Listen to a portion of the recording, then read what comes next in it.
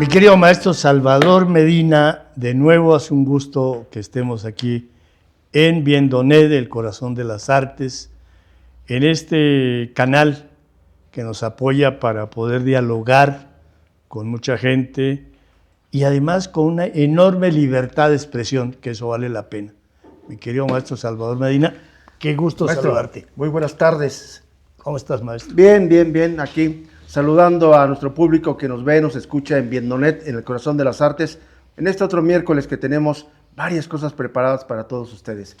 Para empezar, bueno, maestro, estamos, nos habíamos quedado que te ibas a cambiar, ya te estás cambiando, ya veo otra escenografía. Bueno, me estoy cambiando la escenografía nada más. Pero tu taller también, maestro. No, el taller no cambia, o sea, el taller seguirá, el taller lo que pasa es que hay que cambiar las cosas, Bueno. ponerlas en otro lugar, moverlas, ¿no? Abrir más espacio, colocar bien, eso es la idea, ¿no? Pues ¿a dónde quieres que me vaya? Aquí a tu México, querido. Exacto, ¿no? Bueno, pues vamos a hablar ahora un poco sobre el tema. Ya habíamos tocado en alguna ocasión esta situación de los valores y de la pérdida de identidad. Los valores morales, los valores estéticos, los valores sobre a la gente. Ahora que digo valores morales, qué bonitos cuadros, maestro. Lindos, ¿eh? Gracias, maestro.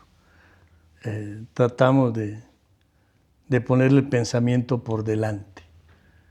Y por atrás también de vez en cuando. Bueno, pues eso es tu imaginación, mi querido maestro. No. Yo nada más... Yo nomás digo lo que veo.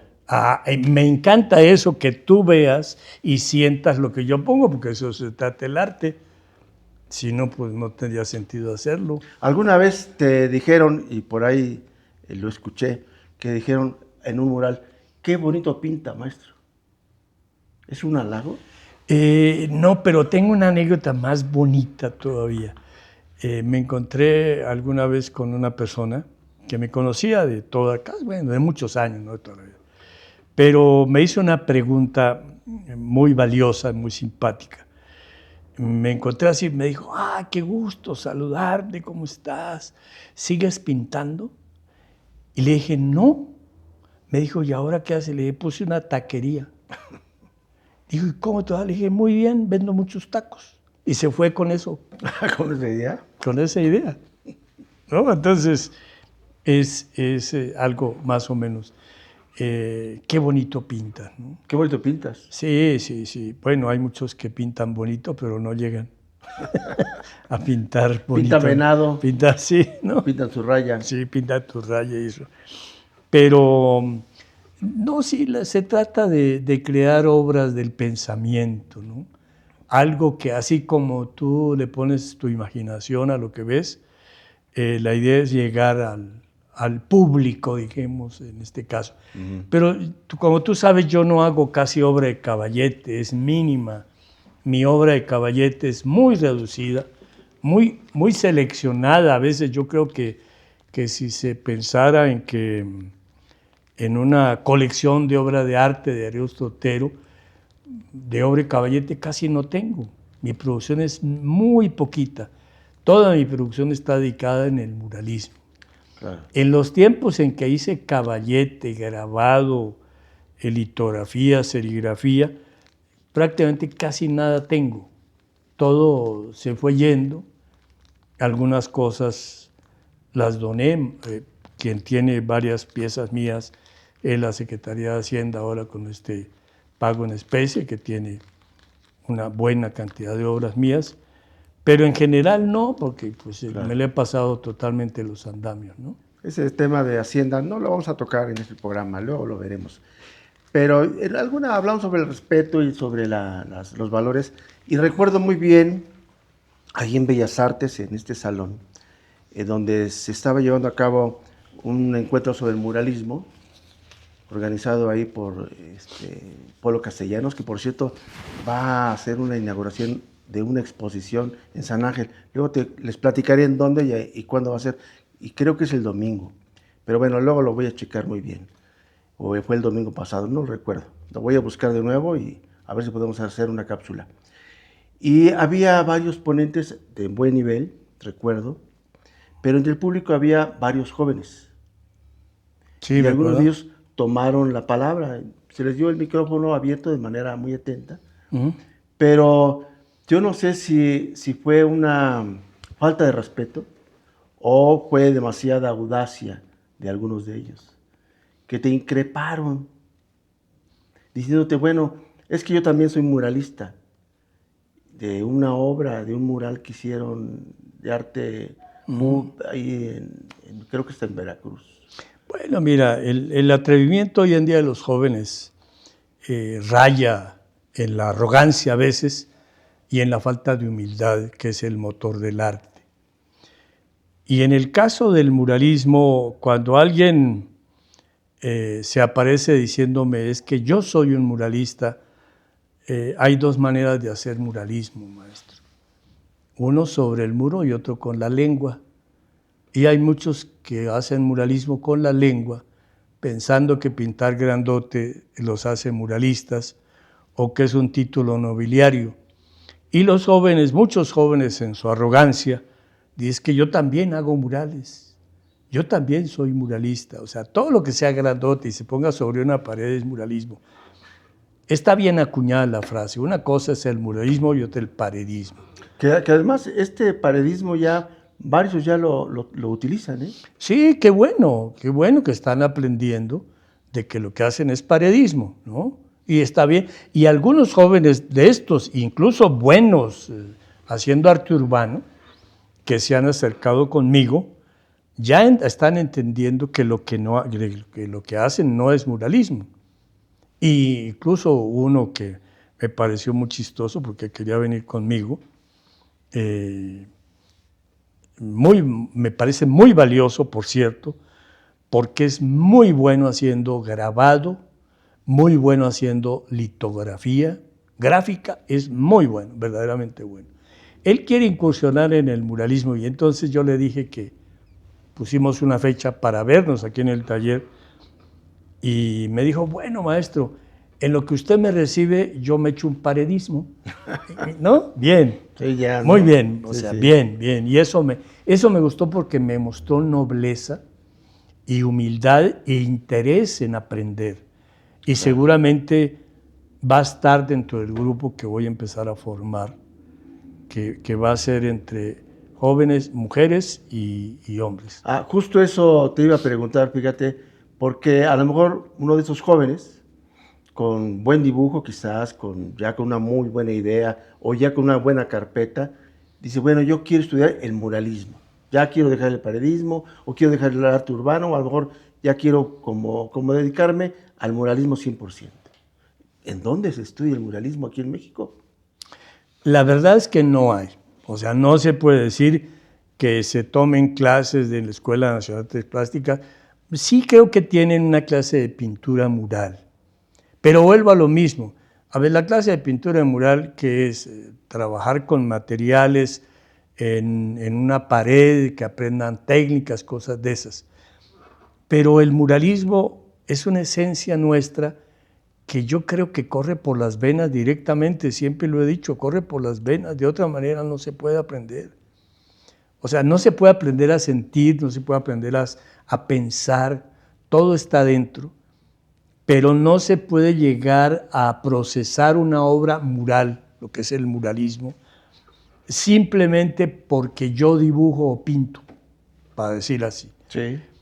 El dibujo monumental, para comenzar, es totalmente diferente al dibujo del pintor o dibujante de caballete. Es otro mundo. El mundo narrativo y épico, escenográfico del mural, solamente está en la mente del muralista, como parte de los códigos. La forma de expresión narrativa y cinematográfica, porque es una película fija del mural, solamente está en la mente del muralista. Pero el muralista, pensaríamos entonces de qué se alimenta para llegar a procesar todas estas cuestiones necesarias para darle contexto y asentar las bases de que sí está haciendo un mural. Pongo como ejemplo mi primer mural, que está en el Palacio Municipal de Amecameca, que lo hice en 1980. ¿Cómo llegar al muralismo pensando que yo no había aprendido muralismo en la escuela? Y vengo de dos escuelas importantes, son mis mamás, San Carlos y San Fernando en España. Sin embargo, cuando me encargaron el mural, yo dije que sí. ¿Qué me ayudó a entender qué era el muralismo? Primero, mi conciencia de quién era yo y qué era el muralismo mexicano para poderlo entender realmente y cuáles eran los principios históricos milenarios del muralismo mexicano.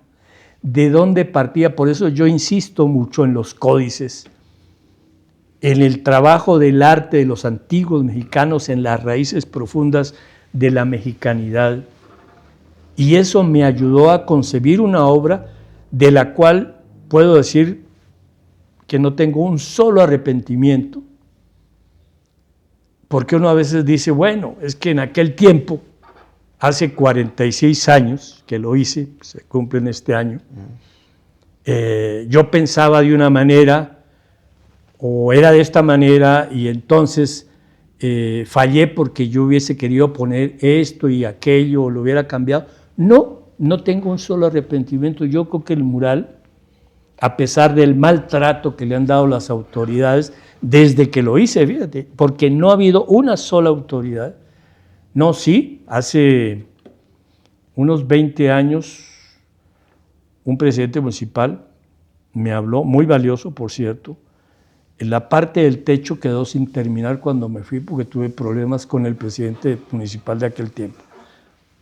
Y algunos detalles y no volví. Pasaron 25 años y no volví. Y cuando volví, entonces, ¿qué pasó? Limpiamos el mural, prácticamente le dimos un restauro bonito, quedó muy bien. Se terminó el techo como yo pensaba lo que iba a haber en el techo, pero siempre he reflexionado si hay arrepentimientos en algunas de mis obras, y como ejemplo ese, o sea, por las venas mías ya corría el muralismo y sabía qué era el muralismo y cuál era la narrativa de ese mural en una cuestión que es un reto arquitectónicamente. Si un muralista no entiende de arquitectura, aunque sea un muro rectangular, tiene mucho que ver con la arquitectura. No solamente con la arquitectura del paisaje, si es exterior, sino con la arquitectura del recinto, edificio, casa donde esté el mural. Claro, sí, sí. Y el reto mayor de un muralista es el cubo de la escalera. Sí, complicado. Porque el cubo de una escalera hay que desdoblarlo, ¿no? Desdoblarlo totalmente para que el mural tenga esa narrativa de película y volverlo casi plano. Sí, más complicado. Que los murales más difíciles para mí en ese sentido son los cubos, que es el de Amecameca y el de Coacalco, que también tiene una complejidad enorme. Eso. Entonces, todo esto es porque me niego a aceptar de que estos muchachos, que no les niego talento a muchos, porque hay talento. Sí, sí. Hay talento innato, natural, pero carecen de creatividad. No es porque no la tengan, sino porque la tienen escondida ahí y están dedicados más bien a hacer lo que les divierte y lo que sea más rápido, el arte urbano. Pero si varios de estos muchachos les hiciéramos, digámoslo vulgarmente, un lavado de cerebro, les cambiáramos el chip para entender qué es el muralismo, qué es la identidad, posiblemente llegarían al muralismo. Bueno, a ver, te voy a interrumpir un momento porque si no se me va esta idea. Porque si hay en otros espacios donde dicen, ven a aprender muralismo. Voy a decir uno que que conocemos, de hecho hay como 2 o 3, y que ahí van los jóvenes, o no tan jóvenes, y ahí empiezan a hacer mural. En muchos eventos que ha habido ahora de encuentros de muralismo, en fin. ¿Te parece una mala información? ¿Te parece que no debería ser así? ¿O son malas escuelas de plano? Mira, la verdad es que cada quien puede engañarse como quiera, ¿no? No está prohibido. Cada quien puede decir lo que quiera. Por eso yo digo, hay dos maneras de hacer muralismo, uno con la lengua y otro sobre el muro. Pero si en la escuela que les enseñan muralismo, como dicen, en las que hay no sé cuántos o lo que sea, les enseñan que adentro de ellos primero tiene que estar el muralismo, porque el muralismo no se aprende así pintando simplemente. Para comenzar, el muralismo son todas las artes, es una filosofía, es una forma de ser, es una forma de vida, es una forma histórica de permanecer identitaria que si no la entiendes no puede. Por eso hay que empezar por la teoría del muralismo, del pasado, investigar, leer.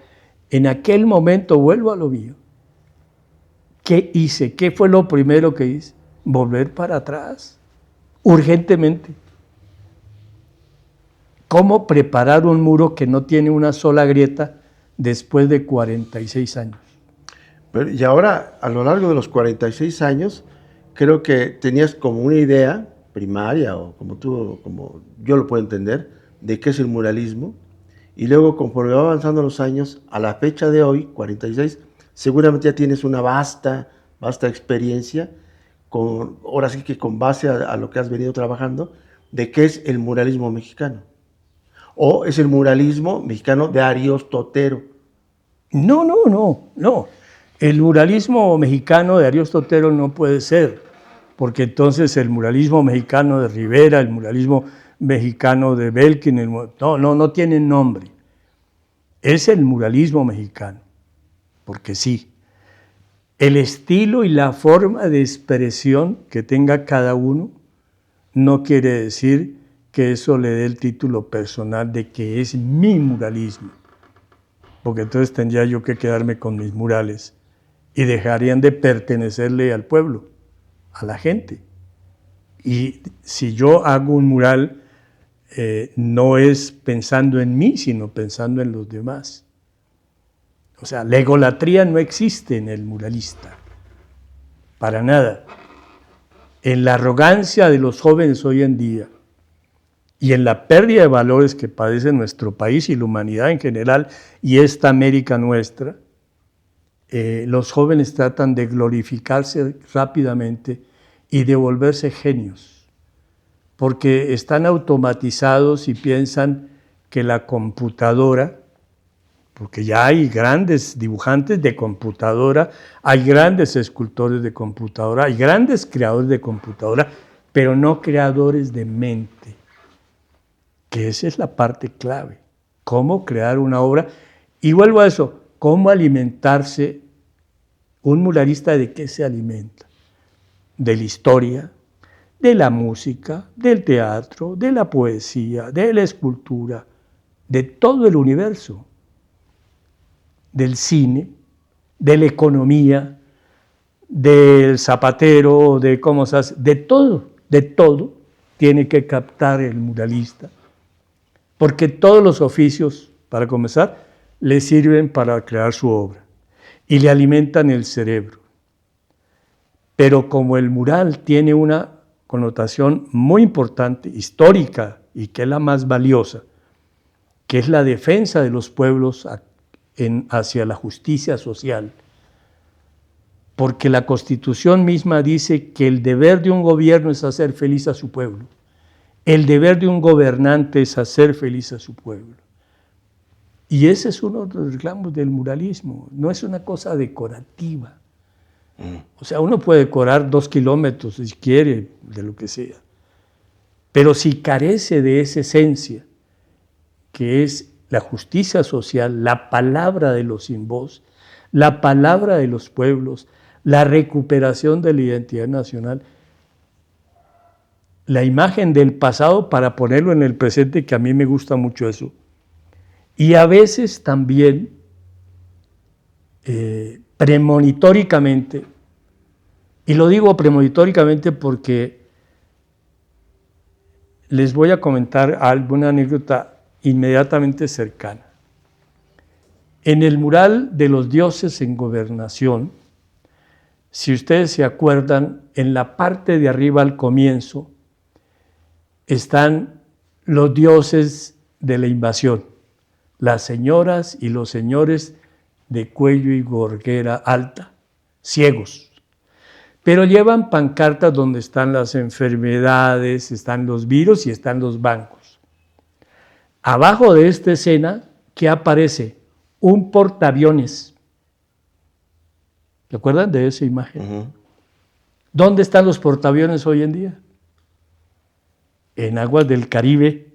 No, sí, sí. Y abajo están 3 carabelas piratas que son la Pinta, la Niña de Santa María, que eran piratas del Imperio Español, del Imperio Castellano que se ha puesto España, violando a la América. ¿No está pasando lo mismo? Sí, estamos en... Sí, sí. Está pasando lo mismo.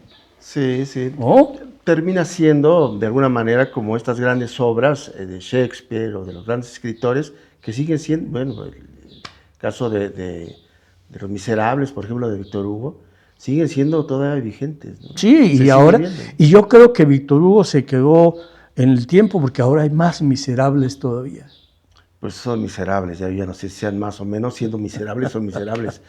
Hablando de miserables, para ti, ¿quién te falta el respeto como muralista? ¿El gobierno, el Estado, los artistas o nadie?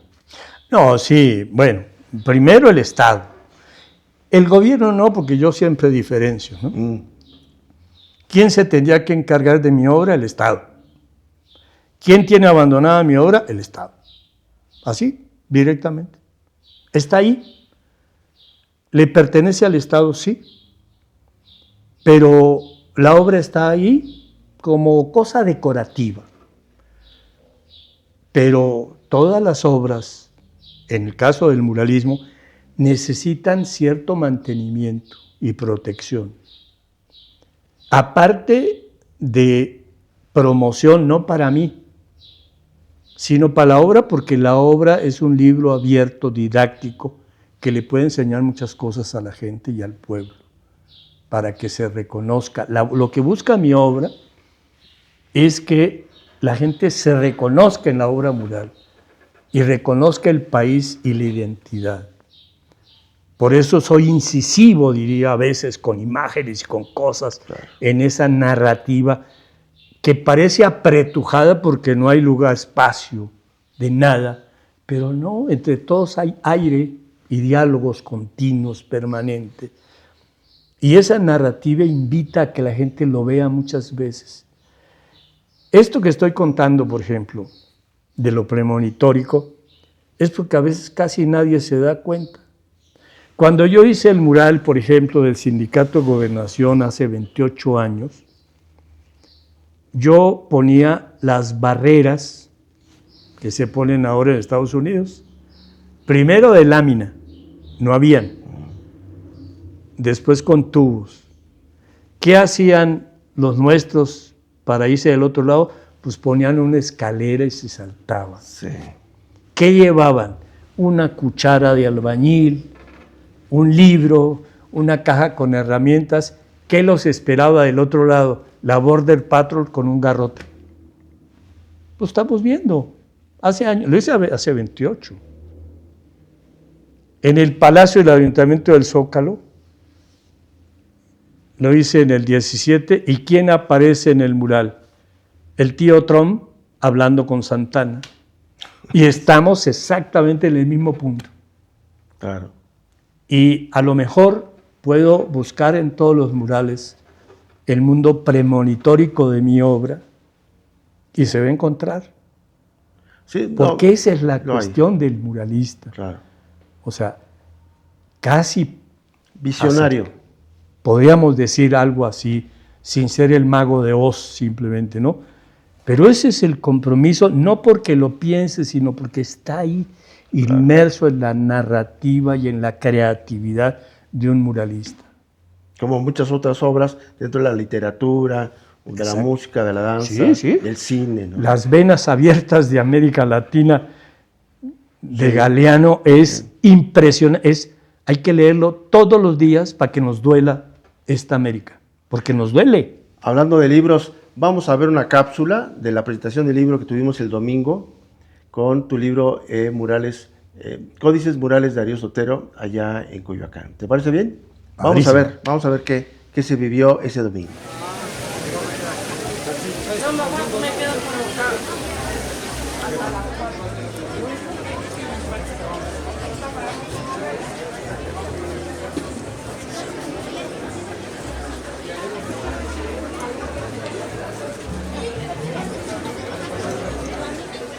Lo que aquí nos entrega el maestro Ariosto Otero no es solo un catálogo de obras, es un mapa, también es una brújula. Un mapa para comprender de dónde venimos, una brújula para orientar hacia dónde queremos ir. Pero todo mapa necesita un lector, toda brújula necesita una mano, toda obra necesita un espectador dispuesto a dejarse interpretar.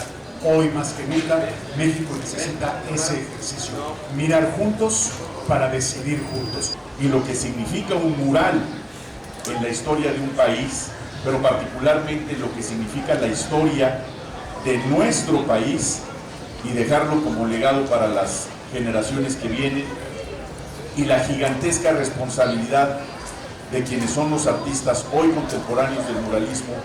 Y es que transitar por los murales del maestro Ariosto nos conduce por la historia siempre sublime de nuestro país.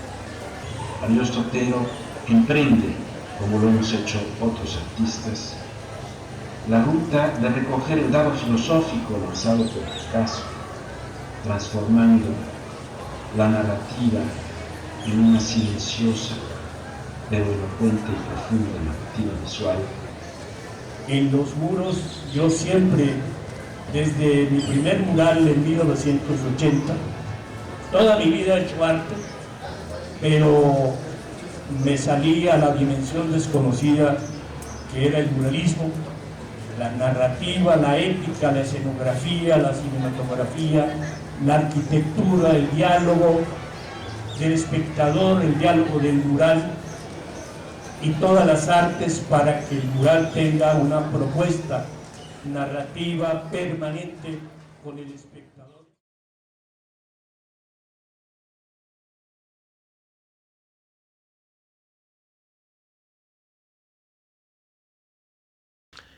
Bueno, pues ya vimos esta cápsula, maestro. Feliz y contento en tu presentación de tu libro Códices Murales de Ariosto Otero, ahí en Coyoacán. ¿Qué pasó ahí? ¿Cómo te sentiste? De verdad que me sentí muy bien. Bien acogido. Sí, la verdad sí.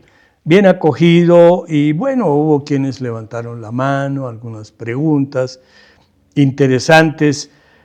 Siempre, a lo mejor no sé si cause sorpresa de que alguien aparezca y diga, yo soy. Pero el yo soy no de lengua, sino ahí está la obra, ¿no? Ahí están mis obras, ahí están los murales. Sí, y eso es importante. Y además, ¿no? déjenme decirle aquí, mi Indonet del Corazón de las Artes, que el maestro siempre está abierto a escuchar. A veces tenemos, la gente, una opinión torpe. Tiene el derecho a opinar, pero no significa que yo respete lo que opine, ¿no? No, yo no pero tengo... siempre escuchas. No, y no solamente escucho, sino respeto. Cada quien... Ahora, defiendo, porque no defiendo mi posición. La idea de Ariosto Otero no es defenderse a sí mismo, porque no tengo que defenderme. Mi obra se defiende sola, además. El que quiera puede decir lo que quiera de ella, pero se tiene que medir con ella, claro, porque está hecha para que se defienda. Yo no tengo, nunca en mi vida he intentado defender una obra mía. Nunca, de nadie. De la crítica o de la gente, algo, para nada. Son libres los murales, porque ya están hechos. Es como los hijos, ellos verán si se defienden o se dejan arrastrar por lo que sea, ¿no? Pero sí ha pasado, sí te ha pasado, que en algunos murales sí se siente alguien ofendido. Voy a distinguir lo que decías hace rato sobre el gobierno y el Estado, ¿no? Uh-huh. El que te destruyeron ahí en Tijuana, por ejemplo. Bueno, sí, ¿A quién molestó? que me sigue doliendo, Bueno. porque ¿a quién molestó? A los panistas. Esa es una cosa interesante, porque José Guadalupe Osuna Millán, a quien yo catalogué, y está en la prensa de aquel tiempo, se publicó, José Guadalupe Osuna Millán, asesino del muralismo mexicano, era el presidente municipal. Después lo premiaron haciéndolo gobernador, además. Pero manda a destruir un mural mío porque dijo que no le interesaba. Así, con esas palabras. No le interesaba, ¿por qué? Porque el mural, ¿quién aparecía en el mural? En el centro, Zapata. Pero nos creímos toda aquella felonía que impuso el presidente Salinas y que nos la creímos todo, de que el Tratado de Libre Comercio iba a salvar al universo y a México más. Y se firmó un tratado que nos hizo pedazos y que hasta hoy, gracias a estos gobiernos del presidente López Obrador y la presidenta, han paliado porque estamos metidos en el hueco. Y ya pues, cortarlo sería gravísimo, Claro. porque todo gira alrededor de un tratado de libre comercio, que por cierto los gringos lo quieren acabar, porque ganarían más, acabándolo seguramente, pero quedarían bloqueados porque nosotros somos sus principales focos de comercio, el mayor. Y ellos, en aras del armamentismo y de jugar con el planeta al poder, se olvidaron de sus industrias, se olvidaron de sus empresas y dejaron transculturizarse comercialmente, y entró Taiwán, entró China y los hizo pedazos. Bueno, Entonces ahora la cuestión es grave, y ese mural hablaba un poco de eso. Entonces sí hay como cierto, digamos, le duele a alguien de pronto la historia, le duele a alguien o le falta el respeto a alguien o se siente que le falta el respeto. Ahora que dijiste del PAN, recuerdo en Aguascalientes que se prohibió que las mujeres usaran minifaldas. No sé si recuerdan, ¿no? Bueno.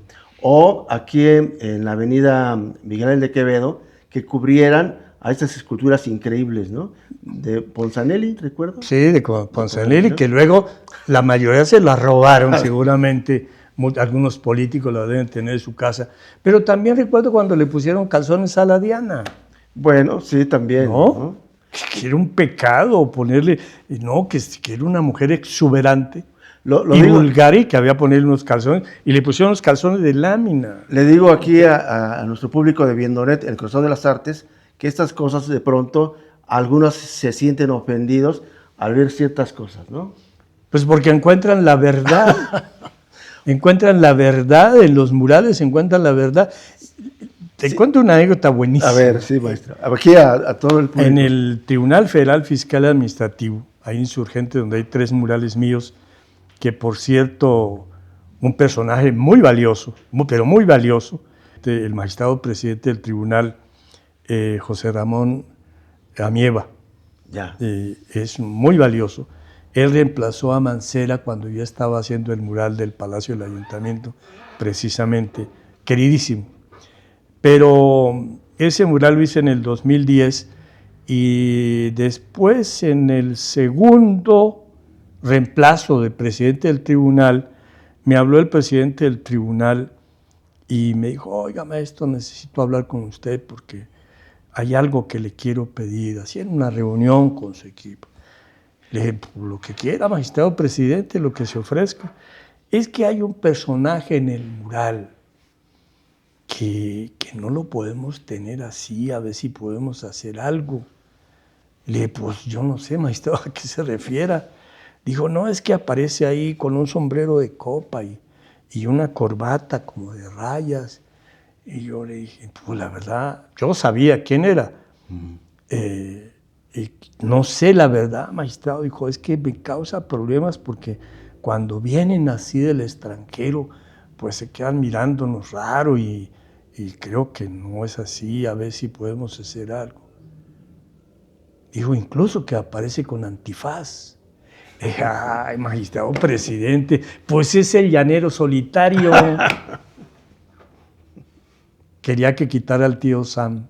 No, pues, maestro, ¿ves? Como si de repente hay falta de respeto. Exacto, hay incómoda, pero la idea es esa también, incómoda, porque es la verdad. Sí. El muralismo no dice mentiras, son realidades de nuestro país, son realidades de este mundo, de la patria. Ahí están los murales, los mineros aplastados, Sí, no podemos... el campesino, todo.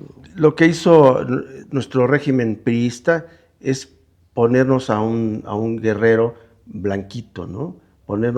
Irnos cambiando la imagen de nuestros héroes y nos quitan la identidad. Como si eso nos diera vergüenza. Exactamente. Entonces, lo que engrandece a nuestro país son sus raíces. Sin esas raíces, México no sería lo que es. Su mestizaje profundo, el indígena y el negro, nos dio grandeza. Y mira que los gringos quieren irnos cortando, ¿no? Claro. Irnos cambiando esta raíz. En algunas, por ejemplo, en algunas cosas que he leído sobre medicina, relatan que hay enfermedades que son raciales y que solamente por la cuestión de ser de sangre indígena o de sangre negra, esas enfermedades están, pero esos son análisis de los gringos, sí, porque es de donde he sacado los documentos, ¿no? O sea, nosotros somos blancos, ustedes son mestizos y a lo mejor indios y negros. El menosprecio que hay, pero el menosprecio, maestro, lo han multiplicado los nuestros también, y los jóvenes tienen que dejar de menospreciar sus raíces. Claro. Los jóvenes tienen que recuperar su identidad, los jóvenes tienen que encargarse ya de este país, porque son el presente, no el futuro, como se decía. No, es que los muchachos son el futuro de México. No, son el presente del país, claro, el presente de la patria. Pero necesitamos que estos jóvenes recuperen sus valores, que entiendan que la problemática política partidista de México no es el país. Esas son las formas que se instituyen en los gobiernos, pero está la bandera, están los héroes que hace 200 años estaban, está el himno. Decíamos hace unos programas anteriores sobre el hecho en México. Está hecho en México, está bien hecho. Tengo todavía costales. Sí. Costales de Nequén, donde dice hecho en México. Así era. Claro. O sea, con todo respeto, no se descubrió el hilo negro, ¿no? Ya estaba, se recuperó. Y qué bueno que se oficializó y se rescató hecho en México, ¿no? Sí. Todos deberíamos de traer un letrero en la espalda que diga hecho en México. Claro, ¿no? Y sabes, yo he estado hablando un poco sobre este tema de los gringos, de manera peyorativa. Me voy a arrepentir, voy a decir usenses, porque también hay muchos gente mexicana, de origen mexicano, que vive allá y son mexicanos, de familias mexicanas. Sí. Y eso les merecemos todo nuestro respeto. Totalmente. ¿No? Sí. El usense es de la sangre pesada. Exactamente, eso, los de USA. Los de USA. Que quieren usar al planeta como si Trump, fuera de ellos. USA, ¿no? Exactamente. Entonces, los de USA abusan, ¿no? Pero aquí la cuestión es que nuestros hermanos, por ejemplo, allá migrantes, que están padeciendo en este momento, de los cuales nos sentimos orgullosos y a los cuales reitero mi afecto y mi respeto, desde aquí en este programa se lo dije el otro día, que siempre cuenten con la hermandad y cuenten con la mexicanidad, que esa es su protección. Su gran escudo, y se los quiero decir, es la mexicanidad, y que no la pierdan. Entonces dejemos el término gringo, sino son usenses, que es más peyorativo, de hecho.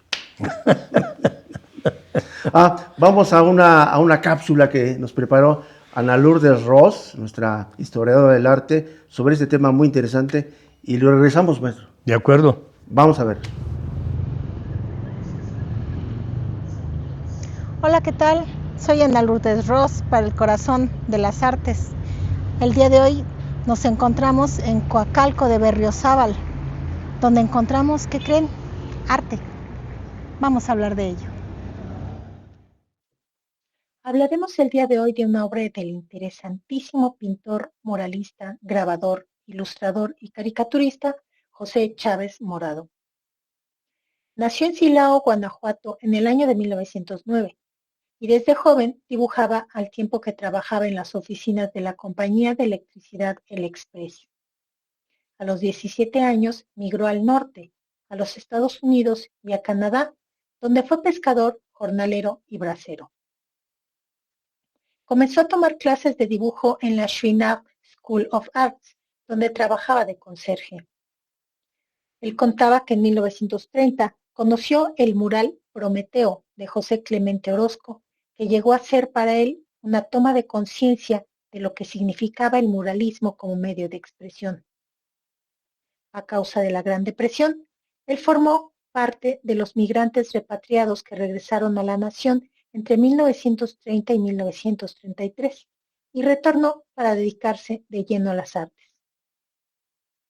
Empezó a estudiar en la Escuela Nacional de Artes Plásticas y en particular con Francisco Díaz de León, que se convirtió en su mentor.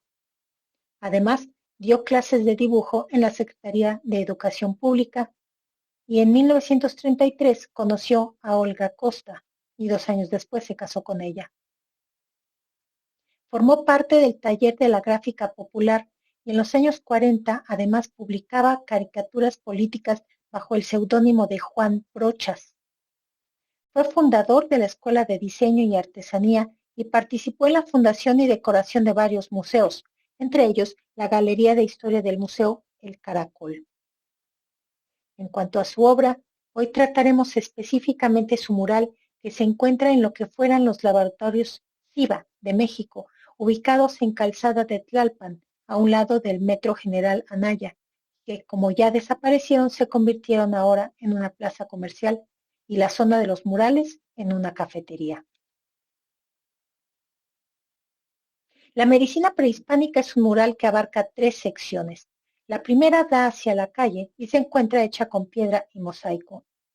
Este mural es precedido por un gran dios de la muerte, Mictlantecutli, que alumbra con su antorcha. Vemos debajo hombres que caminan, uno agachado, otro levanta el brazo y hace un juramento, y finalmente una mujer que se cubre el rostro. En la dualidad del dios se encuentra su otra parte como Ejecatl Quetzalcóatl, el viento que contiene en sí el conocimiento, la creación y la vida. Su manto sostiene la flor del conocimiento y debajo un individuo lleva una vasija. Se aproxima un danzante con sus atavíos, máscara y sonaja. Su movimiento es dinámico y rítmico. Después, hacia el lado izquierdo del muro, observamos a un grupo donde atienden a una mujer que recibe un líquido. Quetzalcóatl se prolonga a través de su figura de serpiente hacia la esquina, da la vuelta y nos conduce al muro del interior, donde el relieve convive con la pintura al fresco. En este muro, la cabeza de la serpiente es el final de la narrativa que nos expresa Chávez Morado. Aquí hay superposición de planos.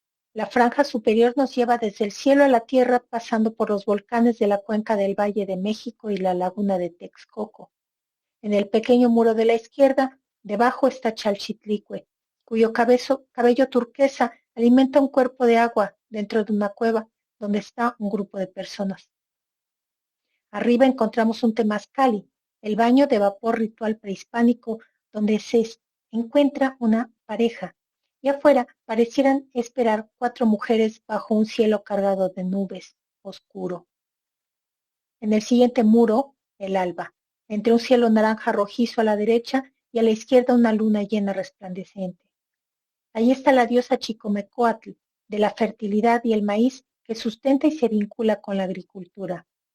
Bajo de ella, un caballero felino recibe ayuda de un hombre que alivia su pierna.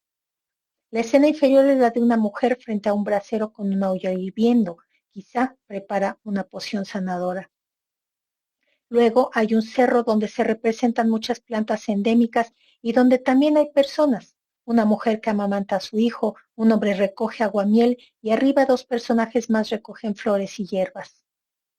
En esta etapa se muestra el conocimiento de la herbolaria para la cura de las enfermedades y su relación con la cosmovisión a través de la diosa y la presencia del agua, siempre purificadora y signo de la salud. La siguiente etapa presenta la práctica de la medicina con la religión. Sobre una pirámide se halla un tzompantli o un muro de cráneos, frente al cual hay un sacrificio, la ofrenda de los dioses. A un lado, músicos, y del otro, frente a un brasero, un hombre punza el cuerpo de un personaje, mientras a su lado otro hombre con tilma le extrae un molar a un personaje sedente. Debajo de esta escena se encuentra una personificación de Hécatl Quetzalcóatl que con su tocado de papel, el dije de caracol cortado y la máscara bucal en forma de pico, ofrece a un grupo de personas diversos avalorios, quizá amuletos o elementos de sanación. Por último, y directamente sobre la cabeza de la serpiente, tiene lugar un parto, y bajo la mandíbula del ofidio se hallan bultos mortuorios con sus ofrendas. Hay así una iconografía muy rica que con un realismo virtuoso escenifica en diversos elementos los contrastes y etapas de la cosmovisión prehispánica en relación con la medicina y sus conocimientos. Frente a diversas dualidades, la vida y la muerte, el cielo y la tierra, el día y la noche, discurren los ciclos del nacimiento y el entierro, la enfermedad y la salud, que se halla tanto en la práctica religiosa como en la experiencia y sabiduría acerca de la naturaleza y sus propiedades en el mundo prehispánico. Este conjunto es una exquisita muestra de la habilidad de José Chávez Morado para transmitir lo trascendental de la medicina de nuestros antepasados originarios, lo que reafirma su papel como digno representante del muralismo mexicano. De esta manera concluimos esta sesión. Nos vemos la próxima con el arte. Hasta pronto. Bueno, es muy interesante, siempre nos presenta una cápsula maravillosa la maestra Ana Lourdes Ros, nuestra historiadora del arte, ¿no? Adelante. Muy buena. Maestro. Sí, muy bien, muy bien. Ella es una mujer valiosa, aporta mucho. Yo creo que hay que escucharla y además la maestra tendrá que presentarse en más foros, por un lado, y escribir mucho más, diría yo, para que la gente aprenda de ella mucho que sabe. Sí, yo creo que después habrá que invitarla en una cápsula para que ella nos hable sobre sus redes sociales, dónde está, dónde da clase, quién quiere estudiar un poco más. En fin, tiene muchas habilidades. Bueno, estuvo ahora en la presentación del libro, precisamente. Junto con Peralta, ¿no? Con Ricardo Peralta y con Fernando Leal Audirac y William Yarmes. Bien. Bueno, pues esta es la situación de la falta de respeto y de la incomodidad que crea de pronto el arte a ciertas personalidades, al Estado y al gobierno, ¿no? Sí, incomoda de muchas maneras, porque hay muchas verdades, ¿no? O muchas o todas las verdades están ahí, entonces no se les dificulta a veces encontrarse, ¿no? Porque muchos se encuentran. Pero ¿por qué duelen las verdades, maestro? Porque la verdad incomoda, siempre ha sido en el ser humano que la verdad le incomode y le moleste. Y en el caso de la política, pues mucho más. Dice, oiga, pues me descubrieron, ¿cómo le hicieron para...? Pues es que están ahí a la vista, ¿no? Y entonces, bueno, surgen, no panfletariamente, porque eso es lo que hay que entender también, claro. No, cuidado con lo panfletario, sino en la narrativa y la didáctica de una obra mural. Pero el mural es un ente político, que no se puede escapar de eso. No es ahora sí, no es una decoración de paredes, es un mural, sí. es un muro, claro. Un muro que se enfrenta. Por eso yo lo tomo como imagen visual de que es un muro que se enfrenta. Bueno, y deja algo para al futuro, bueno, el presente y hacia adelante. Deja la puerta abierta. Yo sigo viendo todavía algunas pinturas rupestres de cacería. Eso nos deja una enseñanza enorme. Impresionante. Mundo, ¿no? Sí. Y son 4 trazos, si tú quieres. Sí, claro. Mucho más que el arte urbano. Mucho más, ¿no? Pues te deja... y es impresionante. En eso, y además en esos tiempos, cuando estaba apareciendo prácticamente el ser humano, la cantidad de sensibilidad que arrastramos desde milenios. Y aún así no somos capaces de respetarla y de digerirla. Habría que hacer un programa sobre las técnicas que usaban la gente de ese momento y cómo llegaban esos muros o esas montañas, esos cerros, esas cuevas, con qué lo hacían, que hasta ahora, tantos años, siguen vigentes. Descubrieron los óxidos de la tierra. Bueno, maestro querido, pues nos despedimos, el tiempo se nos fue bastante rápido, pero muy interesante. Yo creo que hoy fue un gran programa y esa parte de que hablemos del muralismo es muy importante. Sí. Muy urgente. Sí. Ha sido un gusto, mi querido maestro Salvador Medina, estar contigo en este programa de El Corazón de las Artes. Bueno, y nos vemos el próximo miércoles aquí en el Taller del Maestro, que además yo soy invitado y también ustedes, bienvenidos aquí al Taller del Maestro Ariel Otero. Nos vemos el próximo miércoles, no sin antes dejarles una pequeña cápsula muy interesante que tenemos para todos ustedes.